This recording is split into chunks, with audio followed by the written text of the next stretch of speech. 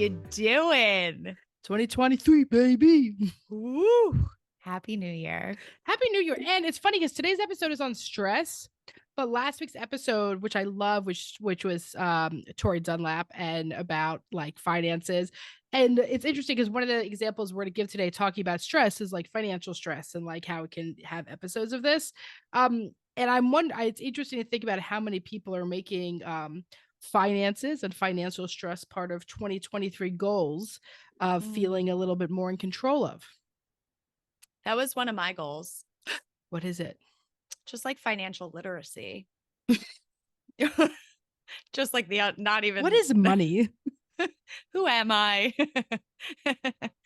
Wait, financial literacy, right? Like, I mean, it is. So, I mean, one of the things she talked about was just like, like nobody fucking knows what they're doing. Exactly. And unless no one teaches you. No. No one teaches you. And it feeds into our stress. I think that is a big part of stress, right? Is money and how it affects our everyday lives. And there's just so much that plays into it.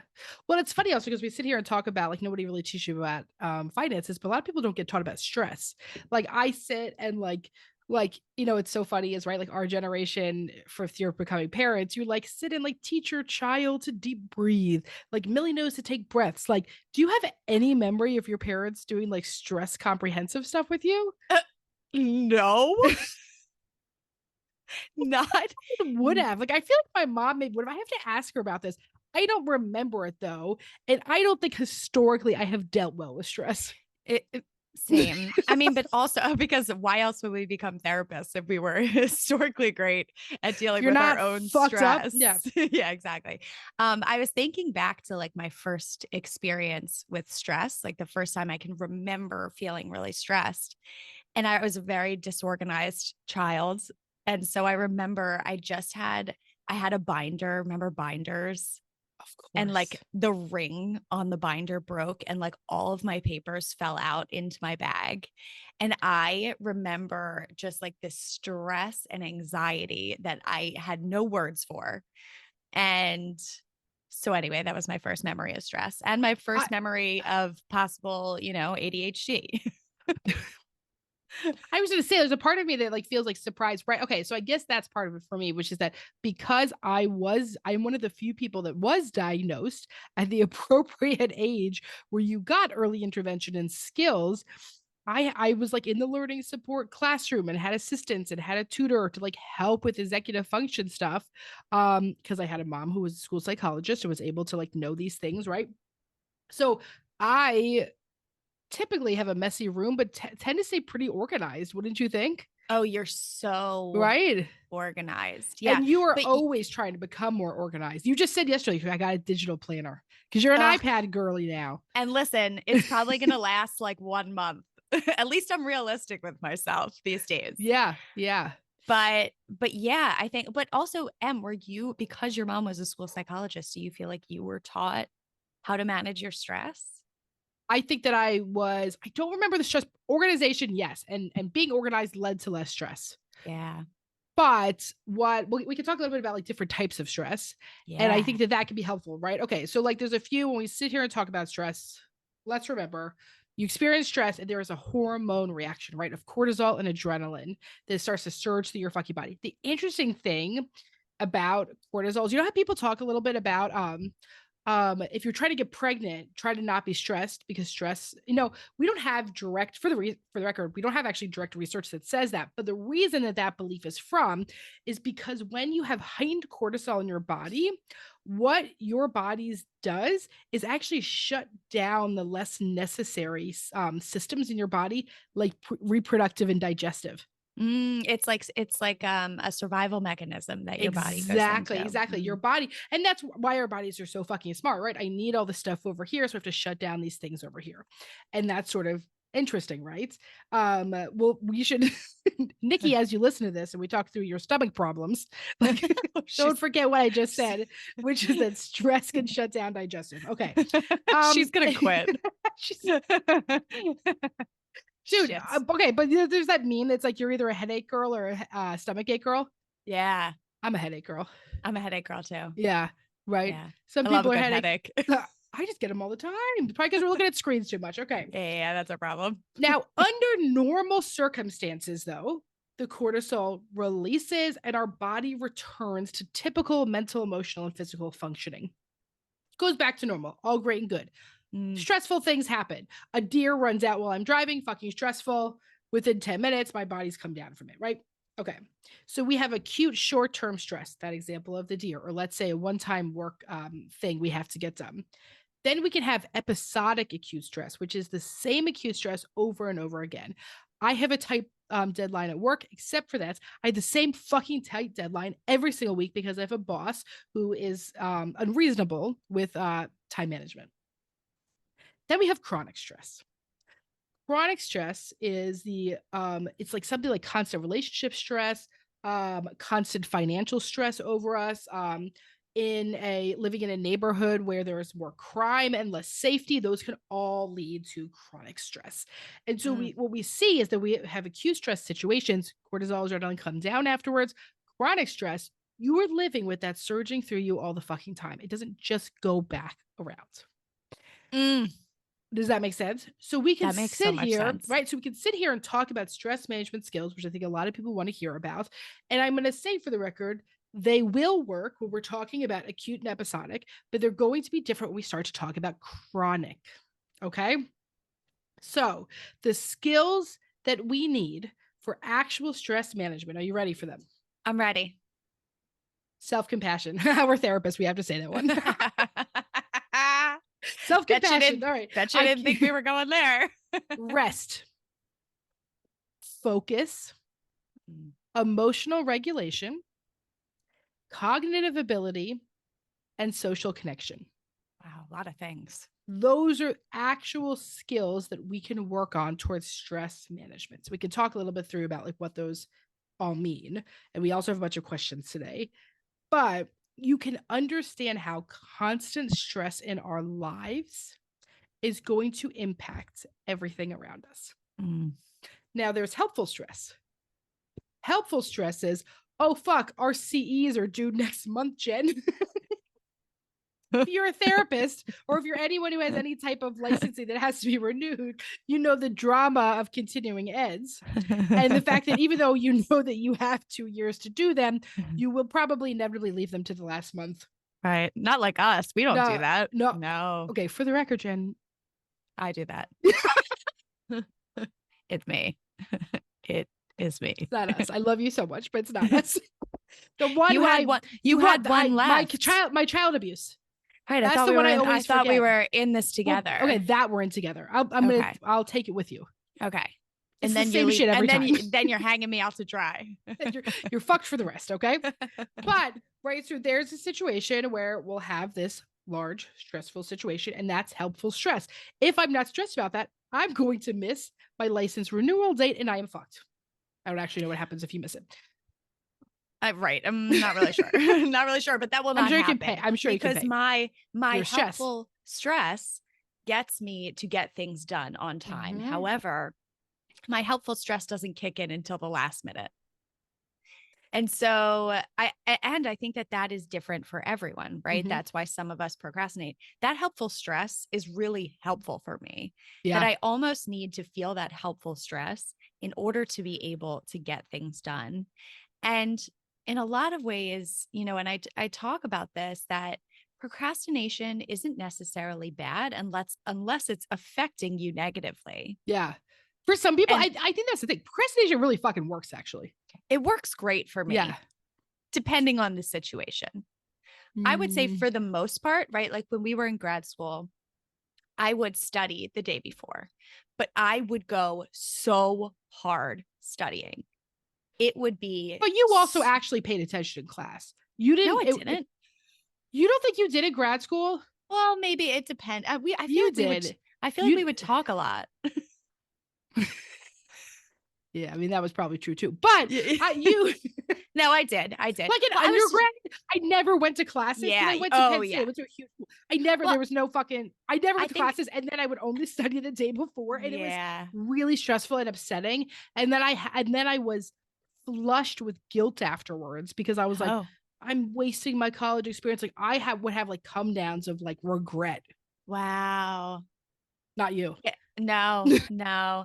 Well, the thing is, because I would do the same thing in undergrad, that I would wait till the last minute and then I would work so hard at studying. Like I was kind of like I do now, like I did for the licensing exam. I mean, I go really hard when I study. Yes. Um, but the thing about grad school is that I was very interested in it, which is Yeah, probably why you looked over at me and it looked like I was paying attention. it did. Yeah, I did Right. always think And that. so so so yeah, I think there is something really helpful about stress and necessary, Mm. right? There's something about stress that can be used towards something really productive. And if you look at procrastination and how society tells us that procrastinating is bad, it's wrong, you need to start earlier. I think to be able to ask yourself as an individual, does this work for me? Is it okay for me to make this decision? And this is a perfect example. You're not a procrastinator, I would say. Um, no. We're very different in the ways in which we get things done. Mm-hmm. I Mm-hmm. also wonder if that has to do with my ability to compartmentalize, And I don't have that. and you don't have that. It's okay. So here's an example of a difference of us, right? So I am someone now, part of this has to do with childcare and different stuff, but also it's because I can't leave stuff last minute. So what will happen is I'll text Jen and be like, whoa, next week looks really overwhelmed. And Jen will be like, haven't even thought about it, right? She won't look at our calendar to the Calendar. calendar until the day of. I am looking at our calendar like weeks back, preparing for the next thing. That is how I take care of myself. It does give me some stress to begin with, but it also is how I feel in control. Yeah. You do the complete fucking opposite, where you will not look at shit. Because it's the only way that it's the only thing that helps me stay present, like in the moment. If I look at the day ahead of me, instead of the week ahead of me, right? Because nothing, unless there's something that I have to prepare for, right? Mm, But if there's not, like then the we're on someone else's podcast. Like that's what we're kind of talking exactly, about. Yeah. exactly. Yeah. If there's something like that, or if we, and we're very lucky to have Nikki who helps us with this. But yeah, I will not look at my calendar until either the day before or the day of, because that's what helps me stay present, because I know that otherwise my anxiety will heighten. The idea of that makes me feel fucking anxious. Wow. Just the idea of that alone. Like I cannot imagine waiting till the same day. I was thinking about my ability to compartmentalize the other day, because sometimes I will feel something and I'll feel it in my body and then I will forget why I feel that way. Does that ever happen to you? Okay, explain that again. So like I'll feel like something will happen, whether I'm like really happy, excited about it, Yeah. and or if I'm really sad about it or anxious about something, and then I can immediately forget in my mind why I feel that way, but I can still feel it. Holy shit. No, you know me. My brain never stops fucking. I'm like, I'll Like never I stop thinking about I'm it. so quick to compartmentalize. But anyway, moral of the story is the reason why we highlight our differences is that what might work for someone else might not work Yeah. for you. And it's so easy, especially this time of year when everyone's talking about their goals and how they're taking care of themselves. It's so easy to cling on to other people's ways of doing things, but you have to do what's right for you. You have to be able to manage your stress in the ways that work best for you. And so I would encourage you, if you're listening to this, to ask yourself, what are the ways that work best for me? What's helpful for me? What's not helpful for me? And are there things about the way in which I manage this stress? Are there things about that I want to change? Okay, so let's go to some questions because we're talking a little Yeah. bit about how we want you to do this because I want you to identify what's causing the stress, the type of stress you have. So I'm going to use the first question as the example, right? Which is tips for managing work-life stress. First, we have to identify what is causing the stress, right? Is it work? Is it life? Is it relationships? Is this constant? Is this acute? One of the things that I have to, especially when I work with moms, is I have to be like, the first year is hell. And it won't always be like this, right? Like sitting here and knowing like that this will be difficult and it'll end is a very helpful thing when it comes to stress management. So first we have to identify what's happening as opposed to just saying, this is horrible and everything's a fucking disaster and it's the worst. Not that I've ever done this or do this every day of my life, but I have to bring myself down and be like, all right, enough with the fucking language. And what is actually happening here? Is this really the worst? Is everything really terrible? Or do I have this week, my schedule got a little bit too maxed out. I didn't say no. What can we switch around? What can actually be done to manage? Use the words manage, right? So let's figure out how to fucking manage it. And I think it's so easy for certain areas of your life that feel stressful for you to bleed into other areas of your life. So to be able to separate out, just as you were saying, what are the things that are actually causing me this Yeah. stress? Right. And it might be a bunch of different areas if your schedule is maxed out. Yeah. Right. If there's a lot of things on your plate, and it might be the fact that, okay, maybe it's not one thing. Maybe it's the fact that there is too much on my plate. I don't have enough time for myself. So give yourself the time to ask yourself those questions. Mm-hmm. And this also bleeds into the next question: how to get better at noticing when you're stressed. I often don't realize it because it motivates me. Yes. So, okay. So that goes into, let's remember these skills I talked about before. Again, those skills were self-compassion, rest, focus, emotional regulation, cognitive ability, social connection, right? I, So what, yeah, sorry. I feel like we need like an acronym for it. It's too late now. So somebody already talking.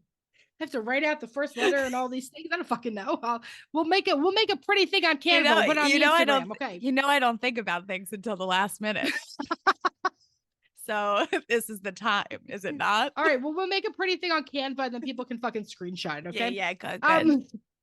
So, but what we talk about here is one, focus, right? And the cognitive ability, as opposed to, I'm screaming at my partner, or I'm yelling at my kids, or I'm frustrated with my dog, or I'm kicking over this trash can, or I can't come out of my room. I'm so fucking isolated. We have to say, okay, maybe there's something happening. Where do I feel it in my body? And how is that connected to what I'm feeling? If we are experiencing chronic stress, I'm in a high conflict household, I'm in a high conflict area, I have chronic financial stress, right?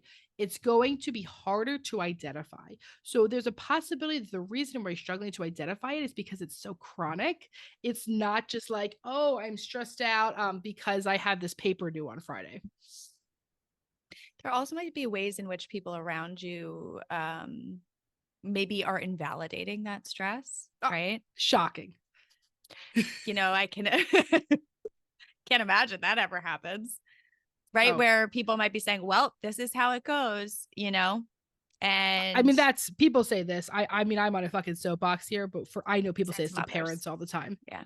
Well, you chose to have children. Right. I'd be like, oh, well, yeah.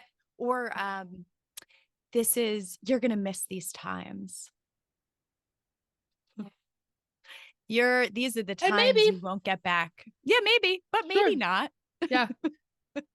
I was in, what's funny? Wait, I have to tell you the story. Okay. So yesterday, go to the office, right? It's been, after Christmas break, we're out of stuff. So we're paper towels, tissues, all the stuff I got to do. So I go to Target yesterday, and there is an aged, lovely woman, probably rocking her 80s and 90s, real cool. And she's moving slow, man. She's moving slow. And I'm like, and I was just like, oh, excuse me, I'm just going to run and get these tissues and then I'll be right out of your way. She's taking a lot of time to look at the tissues. I didn't want to be rude up in front of her, but I need to get back to the office. Okay. Of course. She goes, I'm retired. I never rush. And I was like, cool. Wow. And I was like, oh, man, you and I are in very different like life stages. Oh, yeah. Right? Like she's just like, I'm retired and I'm just looking at all these different types of tissues. She had so much time to figure out what kind of tissues she wanted. And I just chose the cheapest ones. I was going to say, what was your process? Well, I always cheap, but they got to have a lotion in. We got a lot of people crying. Oh, they need a lotion. Yes. Yeah. We're not going to be, I'm doing cheaper, but they have to have added lotion. So good choice. So just in case you're coming to our office, there is lotion in the tissues. But it was a really interesting moment that this person, in the moment I was feeling sort of stressed to get back to the office for this, meeting I had at 1:00, and she's just vibing with the tissues, man. And so it's true. I would also imagine maybe there's a part of her that looked at me and was like, oh, I do miss those days. I miss the days of like, having some place to be or my kids or whatever it is. And still, that's not what she said. She didn't say slow down. She didn't say anything. She just said, I'm retired. I don't Go rush for it. anymore. You know, Right? where you see that a lot in driving too, right? Oh, People are in very different emotional states when they're driving. And like the just the trajectory that everyone's on the same trajectory, but in different emotional states. mm-hmm. And it affects everyone else, right? Like if you're rushing to get somewhere, the person in front of you, they're retired, they don't rush. The way in which, because you can't have that conversation like you did at Target. Mm-mm. You could just, someone's speeding by, you flip them off, you keep on going. I don't do that. I would never. You would never People actually have do that. flipped me off. I'm sure that's true. And I'm like, So right. So first we're talking about it's identifying what's happening for you, what you're experiencing, what your body's telling you, what your mind's telling you, what is sort of the narratives going on. And part of that, and that's when I go into the rest and focus part that I'm talking about. I have to slow it down to focus and get a grip. And that's, let's call it getting a fucking grip, right? Like, cause like that's what happens is like I lose it. yeah. Right. When I have high stress, either one, we go to like, right, ostrich, put it in the fucking ground, or you, or what I do, which is fucking be my head is on a goddamn swivel. I'm looking like the chick from The Exorcist, and there's two different ways of stress, right? Without the projectile vomit. Well, you never know what's happening in the Beerly household. Right, So, right, it's true. So the first identification, slowing it down. What is the type of stress I have, and what's causing this, right? I think that people, talk a lot about deep breathing, meditation, but for the reason that it helps you to be more present in the moment and more centered. Yes. And it touches on all of these different pieces, right? Touches on self-compassion, touches on being present, grounded, focused, touches on your cognitive ability. So there's so many pieces of, and some people are into meditation, some people aren't, but there's pieces of it that you can take, whether or not you're into it, that touch on a lot of these different points that lead you towards stress reduction. Yeah. And the thing about meditation, which is I'm really big fan of, is also because the whole point of meditation is to connect you to something larger, which is that like, like, okay, is this really going to matter in 5 years? Is this going to matter in 5 fucking days? If I had ended up being late for that meeting, waiting for the tissues, what would have really happened? Oof, that's my favorite question to ask myself, usually around being late. Yeah. What's really going to happen? Emmalee and I used to show up to the office. Please don't expose this. Like an hour and a half early for clients. The one thing we do have in common is we both are so big about being on time. Yeah. Maybe too much. So maybe a little too much. So we would drive from Philadelphia and we would both get there an hour and a half early. It was insane. Yeah. But it worked. But it worked for us. It worked. Well, it worked for stress management. If I had been running late, or let's say if I only gave myself 20 minutes and then I hit traffic, it wasn't worth it for me to start my day overwhelmed as opposed to feeling really decompressed beforehand. Yes. Right? So that is a big way that we have learned to take care of ourselves, is to create space between, especially when you're seeing clients, if there are other therapists listening to this, to create space between your tasks of the day and when you're seeing clients, to be able to give yourself time to center yourself. And I think that this can span to all different professions, that to find moments of time, intentional time, where you're being able to ground and center yourself can be really, really important. And for us, that was it. Getting to the office early was important for us so that we weren't stressed, so we could center and ground ourselves. And so I would encourage you, if you're listening, to ask, what is that time for you? What does that look like for you? Do you have space for that? Mm-hmm. And I guess also, how does stress affect you? I know that stress makes me a monster. So I know that having a ton of it in my life is not the best thing for me. Yeah. For me, it's more helpful to have lots of slow time, to have space to do my grounding and my check-in and do a little bit of meditation, because that's what works for me, because I am someone who is greatly affected by stress. And I'm also someone, and also part of this is like you go into like health stuff, right? Which is I have PCOS. Um, there's lots of information about cortisol and the reaction, blah, blah, blah, right? Like, so for me, stress management, it really fucking matters. And you have to, it's almost like you have to put it on, I don't want to say on your list because that makes it sound stressful, but like you have to be intentional about creating that time for yourself because otherwise you won't do it. I like the idea of it being on a list. I don't think that sounds stressful. I like a Oh, list. for me, that sounds stressful. I don't look at a list I know. unless I it's a love a day list. of. I'm like, oh, yeah, Oh, okay. stress. Yes, Okay. relax. So for those Emily's out there, put it on a list. You put that on a list to make sure that you are being intentional about that time because otherwise when we are just on autopilot going about our day, you're not going to automatically create that time for yourself. That time doesn't just come. To be able to intentionally create that time, there was a point in time where I was intentionally creating an hour in my morning to be able to give to myself. Um, before I saw clients for the day. And that was so incredibly helpful. And really had to boundary that time off, whether it was I'm taking my dog for a walk, I'm going to be outside because I know I'm going to be inside for the rest of the day. I'm eating breakfast, I'm getting coffee, I'm intentionally creating this time for myself. I'm not answering my phone. And so be really intentional about this time, about the boundaries around um, this kind of stress management time so that you can tackle the rest of the day.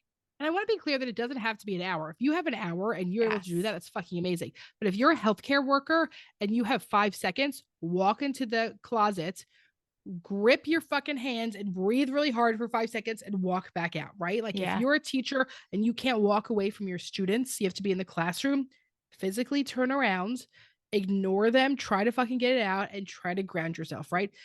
What we can do is check in with ourselves and have that awareness. You might not always have the time if you are in, right, like healthcare worker or teacher, any of these, or stay at home mom, any of these things, you often do not have the time to go away. But still, you can say, oh my God, I'm really stressed out. I have to like turn around, do a few breaths, or like, Yes. right, like just do a small bit and then say, here's the thing I have to do for later. Another thing is like on your commute into work, outside of work, if you're driving, if you're walking, however long it takes you, it's so easy on your commute to be like, fuck, I just like don't want to go to work today. Right. And it just like haunts you the entire time. Instead, to ask yourself, what can I do on my commute that is just for me? Mm, What can I give to myself on this commute? Whether it's I'm listening to a podcast, I'm listening to a book, I'm not listening to anything. Do you ever drive for a long time and you're just in yes. complete silence? You're like, whoa. And then you're just like, oh my God, how did I get here? Yeah. Okay. Are we going off on a tangent? What else we No, got? I think it's good. Okay, let's go back to questions though, because we have so many questions to get Yeah, done. yeah.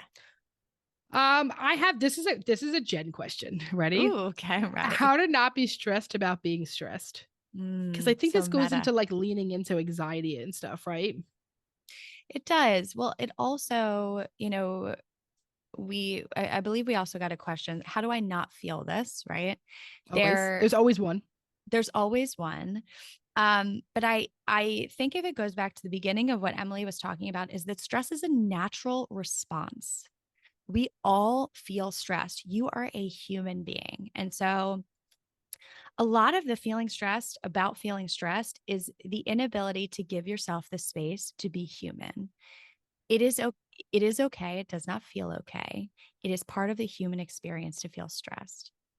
And so when we are hard on ourselves for feeling stressed, when we are stressed about feeling stressed, it makes the stress even more intense. Mhm. So this is where it touches on that aspect of self-compassion, where being really, really kind, giving yourself space to be able to say, okay, this is really hard, right?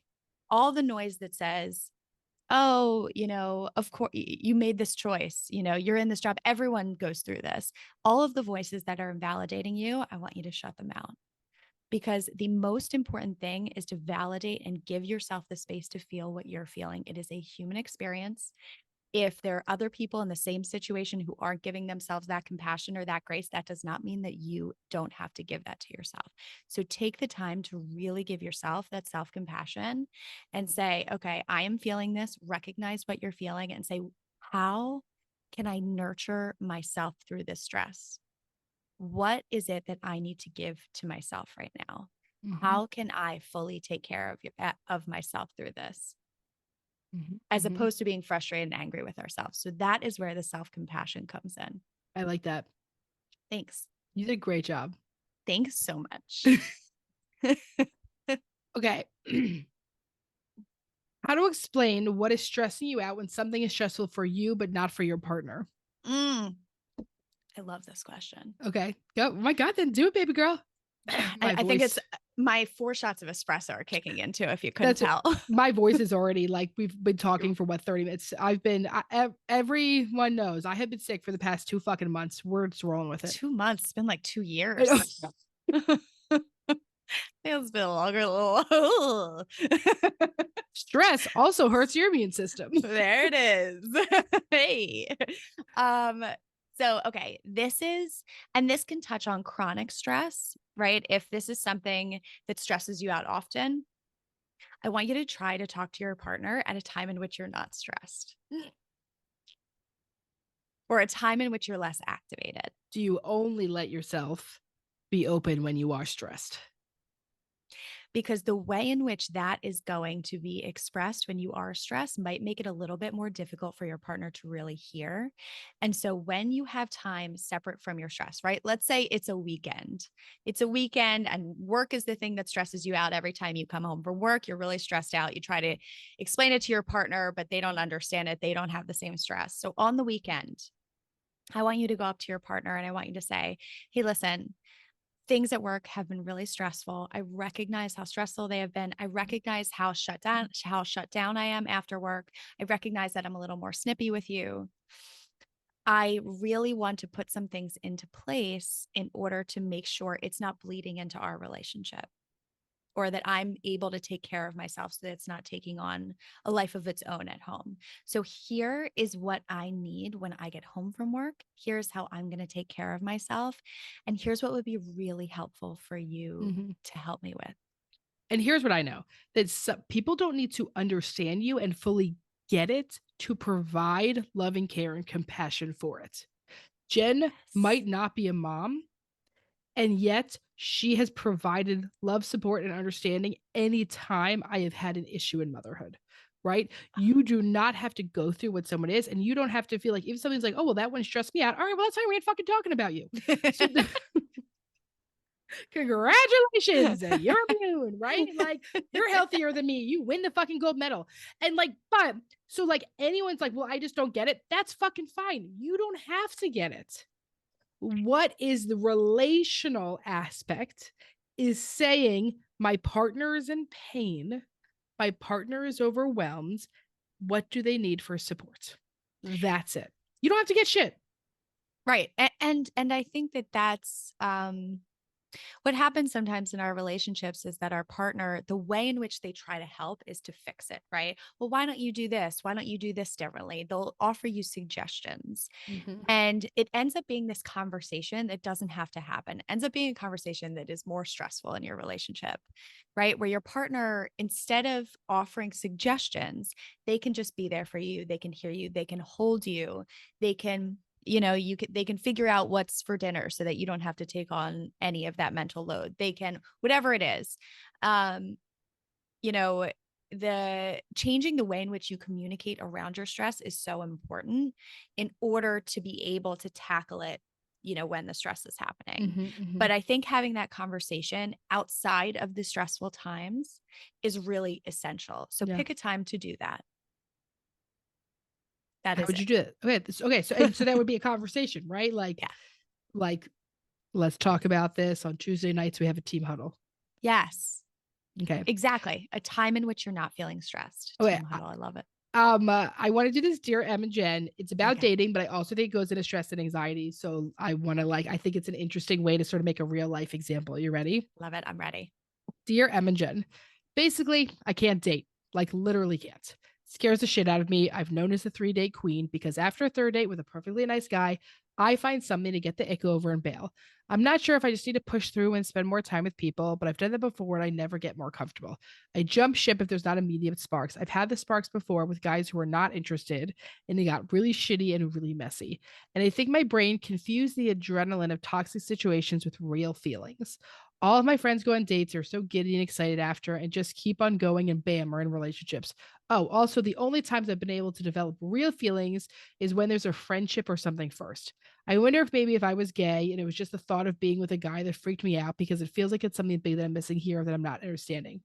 I get along so much easier with girls, but I also wonder if that's just because I don't feel any pressure for more than a relationship.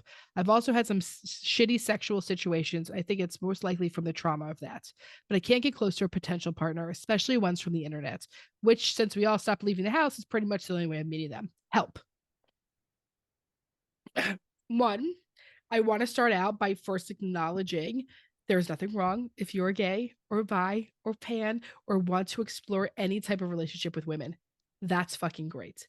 There's also many people that have experienced unhealthy sexual situations with men that make the decision to be with women. You are allowed to do whatever works for you. No fucking shame. If there's shame in that, that belongs to someone else, not to you. And I'm sorry for any messaging you've gotten. Mm-hmm. Let's put that out of the way now. Now, let's also talk about what might keep this person in this loop.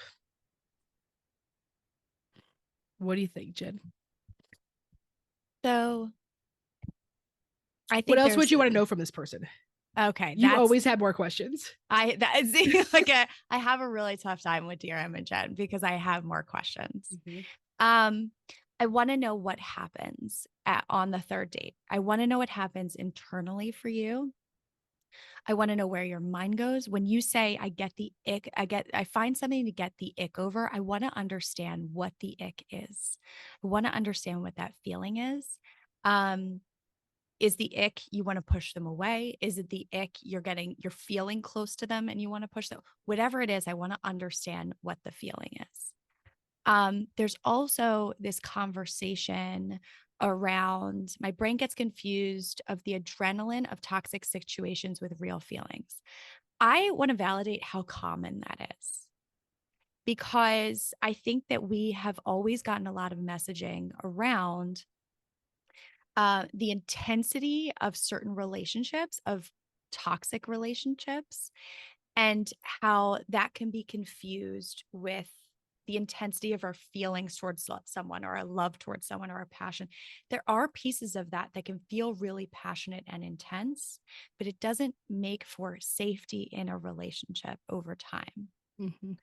And so I want to first acknowledge how incredible it is that this person is recognizing that, and so I think there is a balance because I also don't want to invalidate the fact that maybe you are going out with people and maybe you aren't attracted to them, right? Maybe you aren't connected to them. That I don't just want to jump and say, oh, this is something from your childhood that's affecting the way that how connected you feel in these relationships. It also is very possible you are just not attracted to this person. And so I think that that's okay too. So I have so much that I would want to explore with this person to help them explore themselves, which brings me to want to say, I think this would be a really good time to talk to a therapist. I really mean that because there is a lot of things to kind of pull apart to figure out. And it's so complex. This isn't an easy answer. And I wish that the Dear Em and Jens were easy answers and I could give you a quick fix. Like I wish I could give quick fixes for stress, chronic stress, anxiety. When I think that dating, relationships, intimacy, connection, what we're attracted, there's so many complexities to it. And that the importance of you really understanding yourself to be able to move forward in whatever direction feels right for you and be able to change directions, right? Be able to question yourself, it's really helpful to do it with someone else by your side, with someone else who can kind of hear what you're saying, help guide you. And so I don't have an easy answer for this. Besides, I have more questions. And I think it's incredible that you're asking yourself a lot of these questions and sticking to what feels right for you. Yeah. I want to also recommend the book, The Human Magnetic Syndrome, Why We Love People Who Hurt Us, Ross Rosenberg. That might be an interesting read for you. But I think this also thing is we're talking, the language you're using is push through, make myself, comparison. You don't seem to be vibing with this either. It's also really okay to not try so hard. Right? You talked about with women how it's this easier thing. It also seems like there's so much less stress. It also seems like there's a lot more safety. I think it's also the really importance of exploring your relationship with men and masculinity and what that's been like for you. And is that safe for you to be around? And that there is safety with being with complete fucking jerks because at least they're predictable. It feels comfortable Mm-hmm. Yeah, I'd be because that's what interested you to know. know. I'd be interested to know what your house looked like growing up. A lot of other things in terms of that. So we don't have a great answer for this today, but what we have is that there's nothing wrong with you, that you are not broken, and you have some exploring to do. And thank you for your vulnerability in this, dear Em and Jen. Like, Mm-hmm. thank you so much. I really think other people listening to this and hearing this is, it's helpful when you're vulnerable. It allows other people to be vulnerable with themselves too. So just appreciate this question so Yeah. much because there's so much vulnerability in it. We recently got a bunch of questions as well of how do you submit it, dear Em and Jen? You can always email us hello@shrinkchicks.com or DM us on Instagram and just write dear Em and Jen, and it might get picked for one of these episodes. We are just so grateful that you're here with us. We can't wait to fucking go into 2023 with you.